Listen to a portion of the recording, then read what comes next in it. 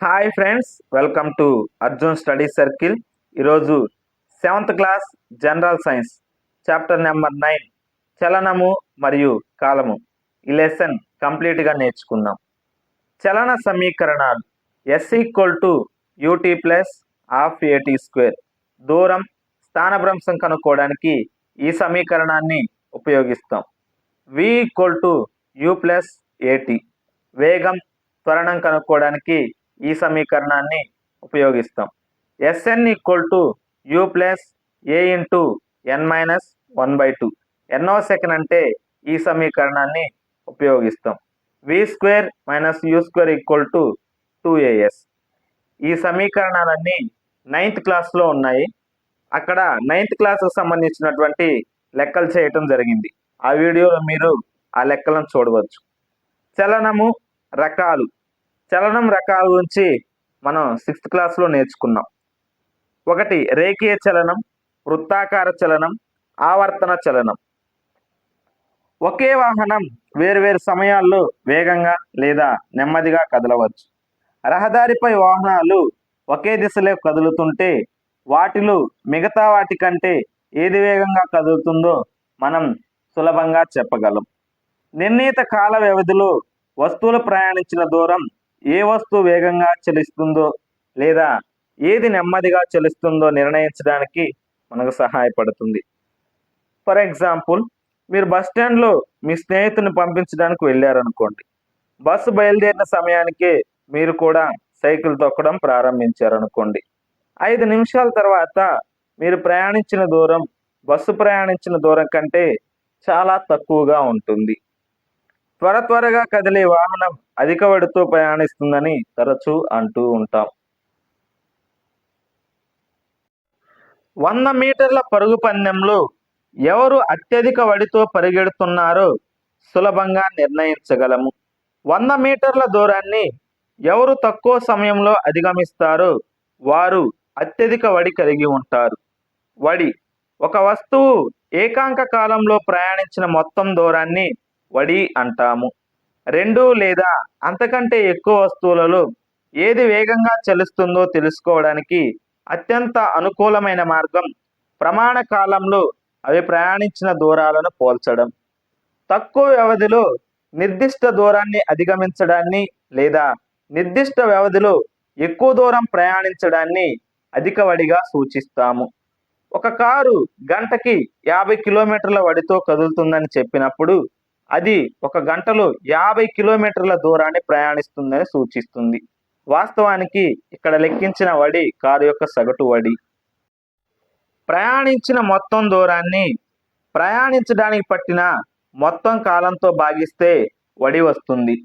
వడి equal to ప్రయాణించిన మొత్తం దూరం బై ప్రయాణించడానికి పట్టిన మొత్తం కాలం. సరళ రేఖ వెంబడి చలిస్తున్న వస్తువు వడి మారుతూ ఉన్నట్లయితే ఆ చలనాన్ని అసమచలనం అంటారు. సరళ రేఖ వెంబడి ఒక వస్తువు స్థిరవడితో చలిస్తున్నట్లయితే దానిని సమచలనం అంటారు. కాలం కొలత. మన పూర్వీకులు ప్రకృతిలో పునరావృతంగా జరిగే సంఘటనలను గుర్తించి వాటి ఆధారంగా కాలాన్ని కొలిచేవారు. ప్రతిరోజు ఉదయం సూర్యుడు ఉదయిస్తున్నాడని వారు కనుగొన్నారు. వరుసగా సంభవించే 2 సూర్యోదయాల మధ్య కాలాన్ని ఒక రోజుగా పిలిచారు. ఒక అమావాస్య నుండి మరొక అమావాస్య మధ్య గల కాలాన్ని ఒక నెలగా కొలిచారు. సూర్యుని చుట్టూ భూమి ఒక పూర్తి భ్రమణం చేయడానికి పట్టిన కాలాన్ని ఒక సంవత్సరంగా నిర్ణయించారు.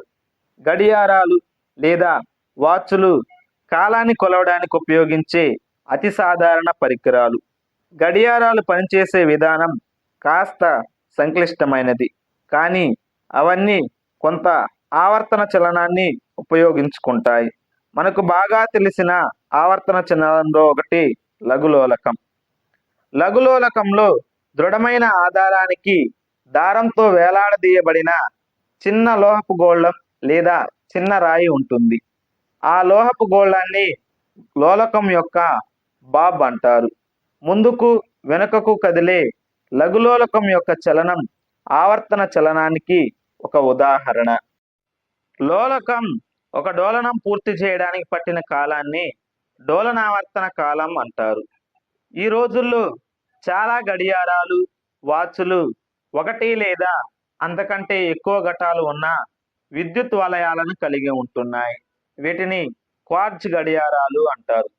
పూర్వకాలపు గడియారాల కంటే క్వార్ట్జ్ గడియారాలు తెలిపే సమయం ఖచ్చితమైనది. కాలం మరియు వడుల ప్రమాణాలు. కాలానికి ప్రాథమిక ప్రమాణం సెకను, దాని సంకేతం ఎస్. వడి అనగా దూరం బై కాలం, కావున వడికి ప్రాథమిక ప్రమాణం మీటర్ పర్ సెకండ్. అన్ని ప్రమాణాల గుర్తులను ఏకవచనంలోనే రాయాలి. ఇచ్చిన లోలకం యొక్క డోలనావర్తన కాలం స్థిరంగా ఉంటుందని కనుగొనడం గురించి ఆసక్తికరమైన కథనం ఉంది. ప్రముఖ శాస్త్రవేత్త గెలీలియో పేరు మీరు విని ఉండవచ్చు. ఒకప్పుడు గెలీలియో ఒక చర్చిలో కూర్చున్నాడట. గొలుసుతో పైకప్పు నుండి వేలాడదీయబడిన దీపం ఒకవైపు నుండి మరొక వైపుకు నెమ్మదిగా కదులుతున్నట్లు అతను గమనించాడు.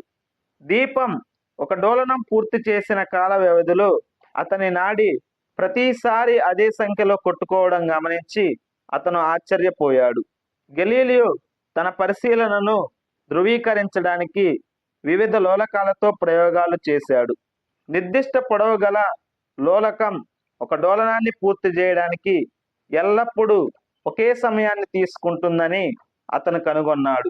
ఈ పరిశీలన లోలక గడియారాల అభివృద్ధికి దారితీసింది.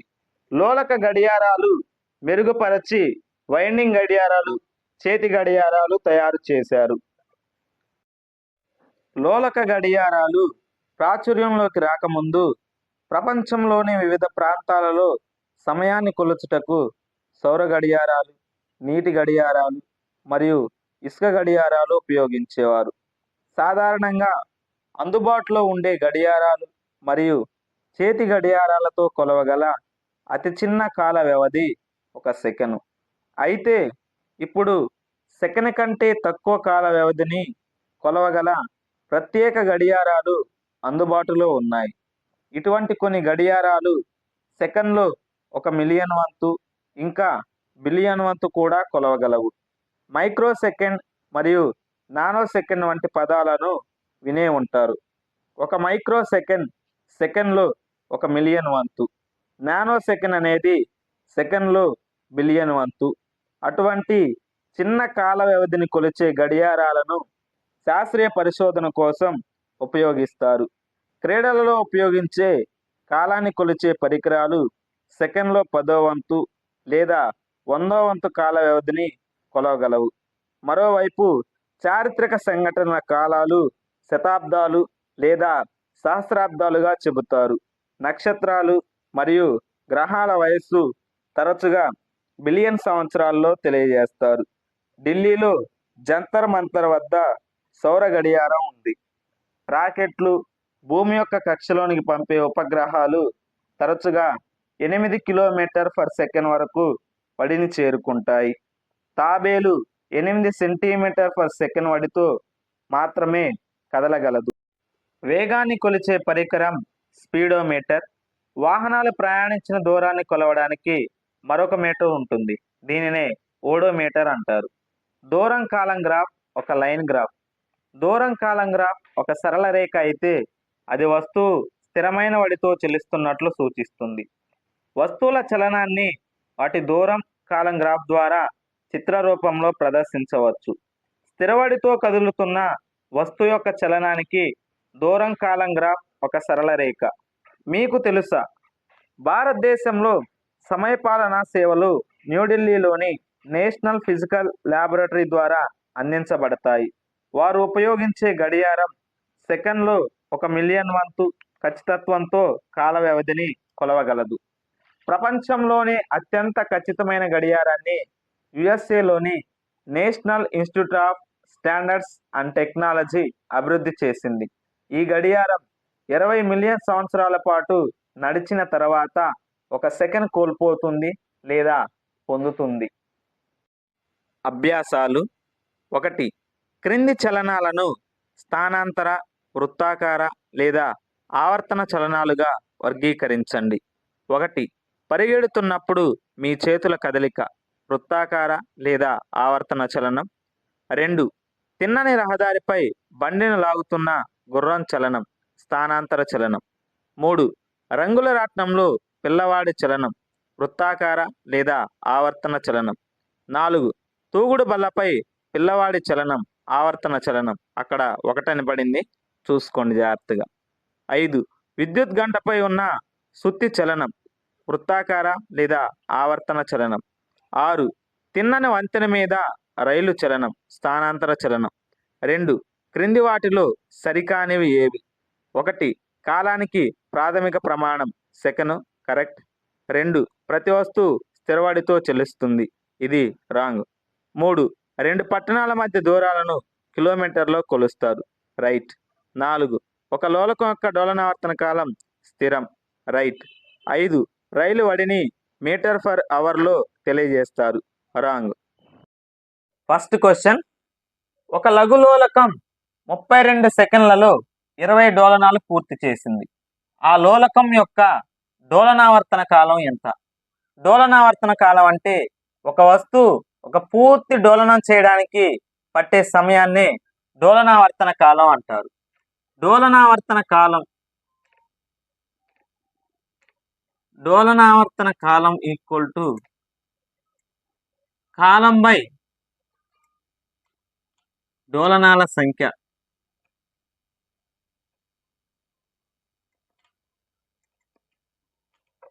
కాలం 32 సెకండ్లు, డోలనాల సంఖ్య 20.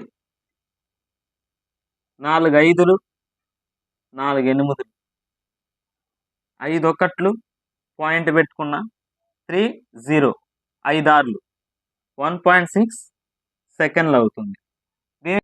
సెకండ్ క్వశ్చన్, 2 స్టేషన్ల మధ్య దూరం 240 కిలోమీటర్లు. ఆ దూరాన్ని ప్రయాణించడానికి ఒక రైలుకు 4 గంటల సమయం పట్టింది. ఆ రైలు యొక్క వడిని లెక్కించండి. దూరం ఈక్వల్ టు 240 కిలోమీటర్లు.